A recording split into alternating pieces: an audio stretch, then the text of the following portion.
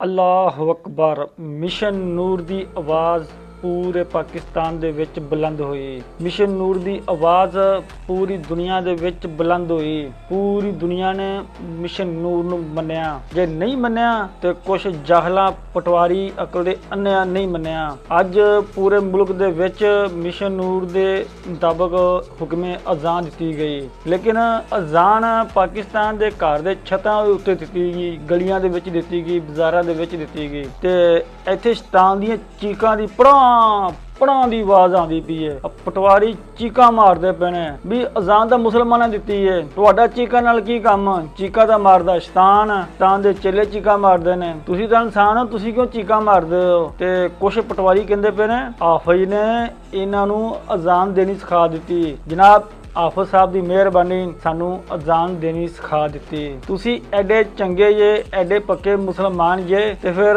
ਕਰੋ ਕਲਮਾ ਤੈਯਬਾ ਦਾ ਵਿਰਦ, ਲਾਓ ਤੁਸੀਂ ਵੀ ਇੱਕ ਮਿਸ਼ਨ ਲਾ ਇਲਾਹਾ ਇल्लल्लाह ਮੁਹੰਮਦ ਰਸੂਲullah।